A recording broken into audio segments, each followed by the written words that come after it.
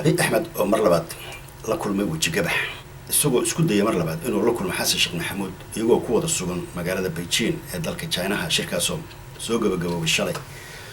runtii waxay ku noqotay waji gabax isagoo runtii soo kaashaday dhowr madax ee runtii kala ah madaxweynaha dalka Djibouti madaxweynaha dalka Mauritania madaxweynaha African Union iyo ergaga gaarka ah ee qaaradda Afrika Obasanjo madaxweynaha hore dalka Nigeria Xasan Sheikh Maxamuud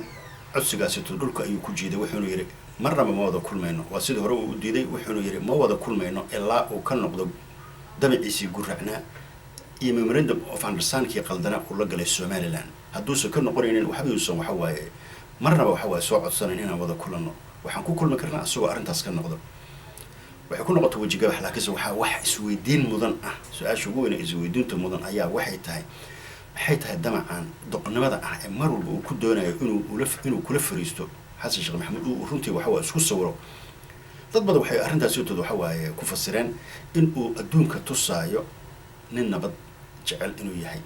nin peace lovers inuu yahay nin waxa waaye dagaalka iyo colaadda ka hor rabta qaaradda Afrika geeska Afrika especially nin waxa waaye diminayo inuu yahay inuu waxa waaye wada xaajood wada hadal uu ku dhameeyo ayuu tusaya laakiin hypocrisy-giisa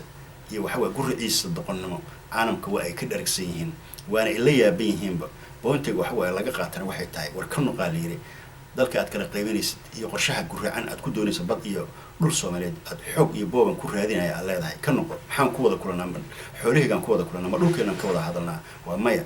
waliba waxa Chinese-ka runtii ay ugu dareen anaga waxay yiraahdeen waxaan khibrad badan u leenahay dhul kaliis ismagacaabay Taiwan ayaan aragnay marka Somaliland heshiis lababa gali kartay ayaa indhaha laga saaray marka waxay ku noqotay waji gabax cid alla cid uu la hoos galo ayuu arrintan weysan yahay Abiy Ahmed Mareykanka baa ku diiday European-ka baa ku diiday China ugu dambeysana waa lagu diiday jaamacadda carabna iska badaaba waa waxa waaye aysan waxa waaye marnaba ogolaanay laakiin waxa la yaab ah hadda asiga laftarkiisa waa ugu bariyay iyadoo waxa waaye dhulkiisa waxa waaye dab uu ka wada huraayo oo laftii Tigreegi iyo Faano amxaaradii oo afarta koona ka taagneed ayaa maanta waxa waaye walwal waxa ugu filan in ay jabti ay dhinaca Soomaaliya oo marka hore islaha waa piece of cake waxa ma taqaana sida doorshiyo kale aad u cuni kartid oo islaha ayaa maanta waxa soo fariisanaya ciidamadii masaarida ahayd marka waxa walwal iyo walbahaar ugu filan oo caalamka waxa waa ma taqaana oo maanta ka walwalsan yahay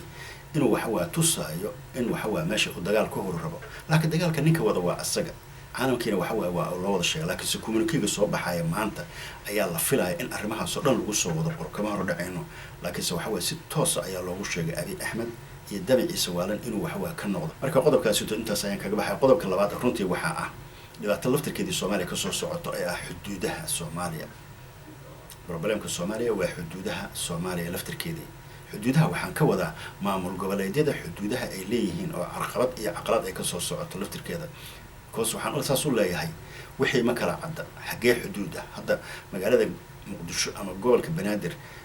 labada dhinac waxa ka xiga laba maamul goboleed xuduudahoodii ma cadda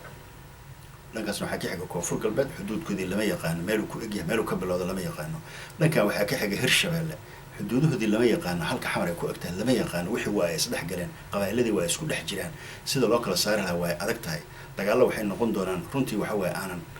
waxa waaye ma taqaanaa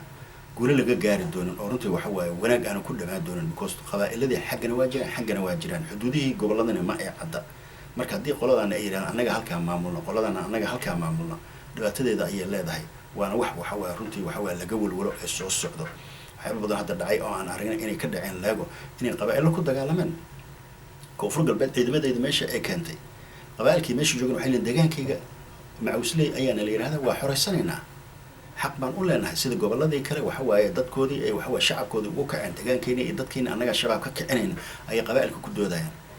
maamulka Koonfur Galbeed wuxuu leeyahay meeshaan aniga ciidankayga ahaan ma imaan kara marka waa step-kii ugu horeeyay ee problem bilowda hadeertaan qabaa'iladina waxaan aragnay inay la kala safteen baarlamaankii in waxa waa laba uu kala jabay in waxa waa siyaasadii ay meel xun marayso marka arrimahaas oo internalka ah waxyaabaha runtii waxa waaye keenay federalismka oo markii hore waxa waa qorshe fiican iyo qaab fiican aan ugu soo galin laftirkeedii waxay keenaysaa dhibaatooyin aad u fara badan Soomaaliya problemo badan baa soo runtii ragaadiyay hadday noqoto hogaamiye kooxeedyadii hadday noqoto dawladihii waxa waa dictatorship-ka ah dawladdan ka horeeyay ee runtii waxa waaye tobankii sano ugu dambeysay dowladdaasi oo taday runtii dhibaato aad u fara badan waxa waa dalka ay ka abuurtay hadday noqoto waxa waaye maamulkan hadda Somaliland la baxay dhibaatada ay sheeganayaan halkay ka soo bilaabatay jabhadihii faraha badnaa ee waxaasoo dhanna waxaa aabo u ahaa Ethiopia xilli hore iyo xilli dambe intaba waxa Soomaaliya siday u qasi lahayd oo ay u kala jijibileed ay mar walba waxa ka shaqeynaysay laakiinse waxa waaye waa ay ku guuleystay inta badan mar haddii maamulkan maanta jira ama dowladdan hadda jirta asalkeedii federalismka lagu soo ankumay dalalka deriska ah kana soo bilowday waxa waaye Eldoret Ethiopiankana waxa waa dowladda halkaas ku soo dhisteen iyaga ay maalgashteen dowladdii Cabdullaahi Yuusuf oo runtii ugu horeysay guush ugu weyn iyo runtii waxa ay ka gaareen iyaga ayay ahayd waa nin jabhada ay runtii waxa hore u soo tababarteen haddana waxa ay kursiga xilligaas ay soo fariisiyeen marka waxaan aragnay inay waxa waaye u saamaxday inay soo galaan magaalada Muqdisho oo runtii waxa go-aheed la siiyay dhibaatooyinkii waxa waa 2006 ka dhacayna waa la arkay marka waxyaaba aad u fara badan oo runtii waxa waaye maanta Ethiopia inagu carqaladis ayaa jirta laakiinse guusha Soomaaliya maanta ay higsanaysa ayaa ah in Ethiopia laftirkeedii problem ay ka dhex kaceen imaatinka Abiy Ahmed waxay u noqotay Soomaaliya guul goos raggii ka horeeyay Meel Sanaawi burbur iyo dhibaato iyo kala qaybin iyo wuxuu damacsanaa inuu Soomaaliya dhanba qaaradda dhanba ilaa afgooy ilaa iyo waxa waa dhinacan balcad inuu xamar waxa waa mataqaanaa kala qaybiyaba xamar kaliya ay soo harto marka qorshaha sabta ilaaha ka leexiyo ummadda Soomaaliyeed waa waxa runtii waxa waa lagu farxo Ethiopia maanta inay laftirkeeda waxa problemada shalay anaga aan wajahayno maanta inay wajahayaan oo dhowr jabhadood ay waxa waa caasimadii ku hareeraysan yihiin in maanta waxa waa Soomaaliya problemkeedii faraha la soo gashay iyadoo isku dayaysa inay ku qaboojiso arrimahaas oo caalamka ay u tusayso in ama shacabka Ethiopia ay u tusayso in ay u raadinayso dhul iyo bad ee runtii waxa waa horumarka iyo shacabka balaaranaya Ethiopia maxaa shacab balaaranaya shacabkaaga haddaad waxa waa Tigreega ku dishay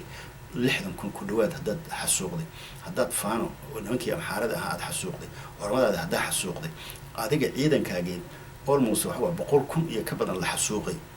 waxa horumar aad runtii waxa waaye shacabka Ethiopia u haysan maxay tahay ayaa dad badan su'aashaas isweydiiyeen marka barnaamijkan intaas ayaan runtii waxa waa ku soo gabagabeynayaa isagoo tafatiran barnaamij gaarana ayaan ka sameyn doonaa problemka xuduudaha Soomaaliya waxaan ku wadaa maamul goboleedyada macadda Puntland iyo Galmudug xuduudkoodii oo runtii waxa waaye maamulka dadka meesha degan mudug ayaa heshiis runtii waxa waaye dhibaatooyin iyo carqalado badan ay dhacay ka heshiiyay laakiin xuduudahoodii macadda Jubbaland iyo koonfur galbeed xuduudahoodii macadda koonfur galbeed iyo Banaadir macadda xuduudahoodii Banaadir iyo Hirshabeelle macadda